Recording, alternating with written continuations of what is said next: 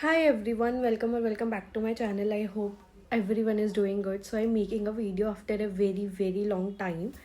Last year मैंने अपना interview का एक्सपीरियंस शेयर नहीं किया था एंड आई थॉट कि this is the right time I should share my experience. अभी IBPS PO के इंटरव्यूज़ भी चल रहे हैं, तो I tell you everything in detail, क्या हुआ था, कैसे रहा था. तो जो मेरा इंटरव्यू का सेंटर था वो पड़ा था नोएडा में. जितने भी मोस्टली दिल्ली के लोग होते हैं उनका नोएडा में ही पड़ता है.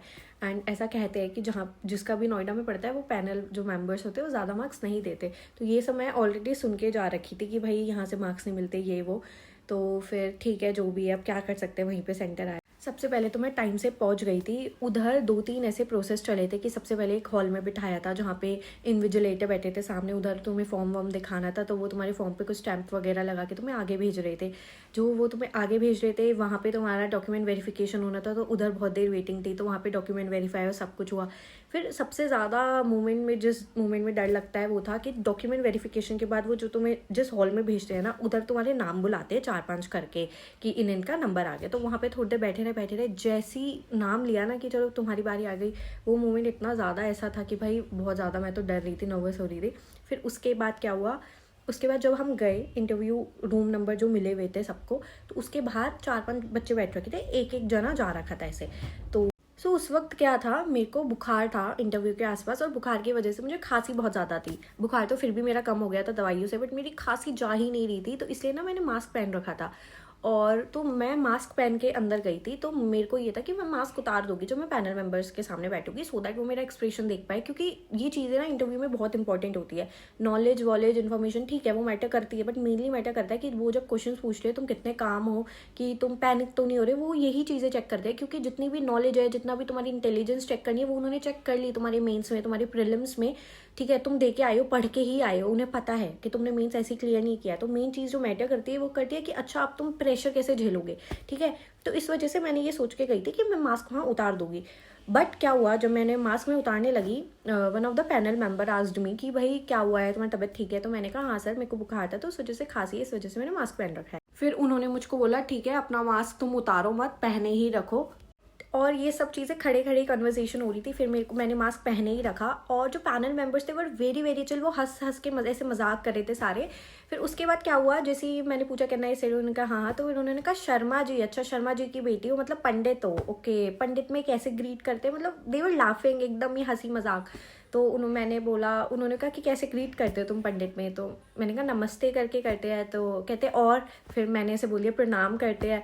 तो और चीज़, यही 2 चीज़ें मेरे दिमाग में आ रही थी. फिर वो हंसने लगे, कहते ओके बेटा. फिर कहते अच्छा आप कहाँ रहते हो, मतलब उन्होंने ऐसे चिल क्वेश्चन पूछ रहे थे कि चलो बात करें, कन्वर्जेशन ऐसे कि कहाँ रहते हो आप. तो मैंने उन्हें बता दिया था जगह. अब जहाँ पे मैं रहती हूँ ना उसके आसपास इंडस्ट्रियल एरिया है.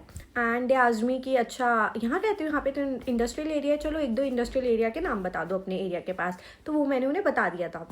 और मैंने उन्हें एक ही बताया. उन्होंने कहा एक और है, तो वो मुझे याद नहीं आ रहा था कि दूसरा कौन सा है. तो मैंने कहा कि सर मुझे यही पता है. तो उन्होंने कहा चलो कोई बात नहीं. मैं ये बताना भूल गई कितने लोग थे इंटरव्यू के टाइम. तो 4 जो थे वो सर थे जो मेरे सामने बैठ रखे थे टेबल पर. एक जो थी मैम इस तरफ बैठ रखी थी मेरे लेफ्ट साइड पे. And I notice that she was noticing me through out.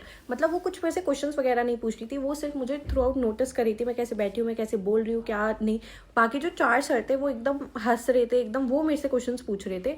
एक सर तो चुप ही थे, उन्होंने नहीं मुझे पूछा, वो आपस में बातें कर रहे थे. तो ये चीज़ थी. तो इसलिए तुम जिस तरह बैठ रहे हो, जिस तरह तुम बात कर रहे हो, तुम कैसे हिल रहे हो, मतलब एवरीथिंग वो एक इंसान तुम्हारा नोट करेगा ही करेगा. तो उस चीज़ का ध्यान रखना. फिर इन्होंने मेरे से इंडस्ट्रियल वाला क्वेश्चन पूछा. इसके बाद फिर एक सर ना मेरा फॉर्म वगैरह पढ़ रहे थे. फिर उन्होंने मुझसे पूछा अच्छा बेटा तुम्हारा कॉलेज, और वो बेटा करके मुझसे बात कर रहे थे. उन्होंने कहा अच्छा तुम्हारा कॉलेज कहाँ पे था. मैंने कॉलेज बता दिया, इस जगह था. फिर उन्होंने मेरे से पूछा कि डेबिट कार्ड के बारे में बताओ. तो मैंने वो बता दिया. ठीक है, डेबिट कार्ड के बारे में उन्होंने मेरे से पूछा अच्छा OTP पता है क्या होता है. मैंने कहा येस सर. तो उन्होंने कहा OTP की फुल फॉर्म बताओ. अचानक से उन्होंने कहा OTP की फुल फॉर्म. और पता है कि OTP की फुल फॉर्म क्या होती है, बट कभी कभार क्या होता है तुम अचानक से क्वेश्चन ऐसे आता है ना, तो मैं उस 10 सेकेंड के उसमें मैं भूल गई थी OTP की फुल फॉर्म क्या होती है. ठीक है, एंड मैं लिटरली एकदम शांत हो गई थी. मैंने कहा सर OTP की, और मैंने लिटरली ये बोला OTP की. फिर मैंने इतने में 10 सेकेंड थोड़ा माइंड को वो किया, शांत हुई और बता दिया. फिर उन्होंने कहा कि अच्छा डेबिट कार्ड पे पीछे कुछ लिखा हुआ होता है ना, तो वो क्या होता है. मैंने कहा CVV. उन्होंने कहा येस. तो फिर उन्होंने ये कहा कि चलो CVV की फुल फॉर्म बताओ, और वो मुझे नहीं पता थी. तो फिर उसके बाद मैंने कहा सर आई डोंट नो, जो भी चीज़ तुम्हें ना आए ना साफ बोल दो sir I don't know, it's okay, but वो जो तुम जिस उससे बोल रहे हो वो थोड़ा बहुत काम होना चाहिए, एकदम कॉन्फिडेंटली तुम मना कर सकते हो। और जब उन्होंने मेरे से सीवीए की फुल फॉर्म पूछी और मैंने बोला मुझे नहीं पता है, तो एक सर ने उन्हें देख के ये बोला कि ये तो मुझे भी नहीं पता, और हंस के उन्होंने बोला कि ये तो मुझे भी नहीं पता है सीवीए की फुल फॉर्म, है तो भूल गया। फिर दूसरे सर ने भी ऐसे हंस हंस के टाल दी बात, ठीक है ये चीज़ हो गई। और लिटरली इतना काम माहौल था, वो आपस में हंस हंस के बातें करे, इट वॉज वेरी, मुझे लग ही नहीं रहा था कि मैं IBPS PO का इंटरव्यू दे रही हूँ, क्योंकि इतना एकदम नॉर्मल तो ठीक है। अब मेन चीज़ है तुम्हें आई कांटेक्ट सबसे मेंटेन करना है, जब तुम जवाब दे रहे हो तो मैं सबसे आई कांटेक्ट मेंटेन करी थी, और इन मैम से भी जो मुझे नोटिस करी थी थ्रू आउट, ठीक है। इसके बाद और मेरा इंटरव्यू चला था 7 से 10 मिनट, इतना ही चला था। अब ये सब हो गया, इसके बाद उन्होंने मुझसे ये पूछा, फिर उन्होंने इसके बाद मुझसे मेरी हॉबीज़ पे सवाल पूछा कि आपकी हॉबीज़ क्या है ये वो, और मेरी हॉबीज़ बुक्स पढ़ना है। एंड हर कोई वैसे बुक्स पढ़ना लिख देता है बट उनकी असली में होती नहीं है, बट मेरी असली में नॉवेल्स पढ़ना है, मैं बहुत नॉवेल्स पढ़ती हूँ। तो इसलिए उन्होंने मेरे से कुछ नॉवेल्स के नाम पूछे जो कि मैंने उन्हें बता दिए। फिर उन्होंने उसके मेरे को चेक करने के लिए उनके ऑथर के नाम पूछे, वो भी मैंने उन्हें बता दी।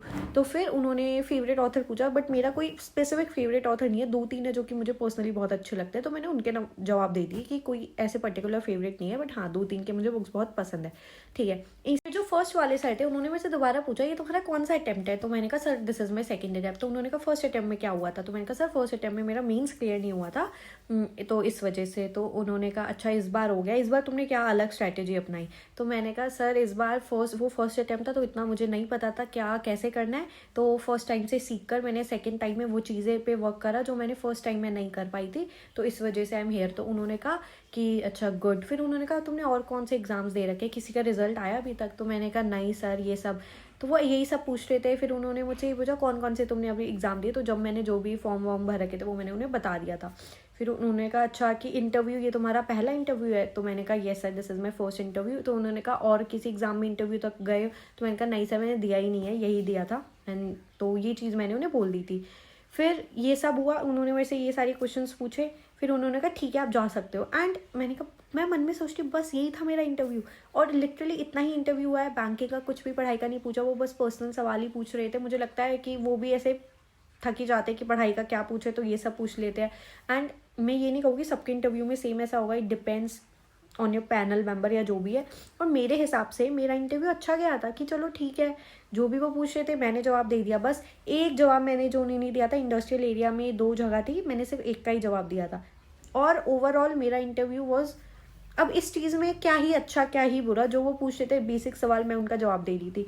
तो जब मैं बाहर आई वाज लाइक कि ये मेरा इंटरव्यू अच्छा गया है बुरा गया, मुझे कुछ समझ नहीं आ रहा था। एक तो वो मेरे एक्सप्रेशन नहीं देख पा रहे थे, कुछ नहीं देख पा रहे थे, बस पूरा मैं कवर थी, तो जो गया जो सो गया। फिर उसके बाद जब रिजल्ट आया ना फाइनल, और मैंने अपने इंटरव्यू के मार्क्स देखे, that was I was like इतने कम मार्क्स, मुझे इंटरव्यू में इतने कम मार्क्स मिले हैं जिस वजह से मेरी पूरे जो फाइनल मार्क्स है वो बहुत ही गिर गए थे। आप मेरा स्कोर कार्ड देख सकते हो, मैंने डाला हुआ है। तो मुझे लगता है पता नहीं मेरे साथ बहुत क्या ही हुआ है, स्कैम ही हो गया मुझे तो लगता है, क्योंकि मेंस में इतने अच्छे मार्क्स लाने के बाद इंटरव्यू में इतने कम मार्क्स मिलना, तो I was not ready for it. क्योंकि इंटरव्यू और दोनों के मार्क्स मिलाए तो फाइनल मेरिट लिस्ट में मार्क्स बहुत ही कम हो गए थे, तो इसलिए मेरी कट ऑफ के नहीं निकली थी। ऑल्दो मेरे को लगता है वो थोड़े मेरे से पढ़ाई के सवाल पूछ लेते तो वो मैं बता ही देती अच्छे से, बट ठीक है जो किस्मत में लिखा था वो हुआ। सो अगर आप लोगों को और भी कोई डाउट्स है आप कमेंट सेक्शन में डाल देना, मेरे को लगेगा I will make one video कि आप क्या कर सकते हो, क्या गलतियाँ रिपीट ना करो क्या नहीं। सो yeah guys all the best for your interview. Also one more thing, अगर आप करंट अफेयर्स का कोई सोर्स ढूंढ रहे हो, there is one website which is unmaster.in। ये वेबसाइट काफ़ी बहुत अच्छी है, मैं खुद यहाँ से करंट अफेयर्स देखती हूँ पढ़ती हूँ, ठीक है। तो इसके अंदर आपको खुद आप ना PDF जनरेट कर सकते हो डेट टू डेट। अगर जैसे आपने 4 दिन के करंट अफेयर्स पढ़ लिए, खुद ही PDF जनरेट कर लो कि मुझे 1 से 7 तक चाहिए या 1 से 4 तक चाहिए, डेट वाइज मॉडिफाई करके उतनी ही टाइम की आपको PDF मिल जाएगी। और आप ना इसका सब्सक्रिप्शन भी ले सकते हो। इसका जो प्राइस है वो सिर्फ 59 रुपीज़ है, तो आप इसका सब्सक्रिप्शन भी ले सकते हो, बहुत सस्ता है। और आपको यहाँ पे PIB न्यूज़, अगर आप रेगुलेटरी बॉडी की तैयारी कर रहे हो तो वो भी आपको PIB न्यूज़ अलग सेक्शन मिल जाएगा, ठीक है। गाइस ट्रस्ट भी आप एक बार गो थ्रू करना इस वेबसाइट के लिए। इनकी जो क्विजेज है वो फ्री है, तो आपने जहाँ से भी करंट अफेयर्स पढ़े हैं तो एक बार क्विजेज इनके अटेम्प्ट करके देखना, वो आपको वहाँ से पता लग जाएगा कि इन्होंने कितने अच्छे से हर एक चीज़ ऐसे बांट रखी है, अच्छे से दे रखी है। So yeah guys that was it about this video. All the best for your interview. So yeah bye bye, take care, thank you.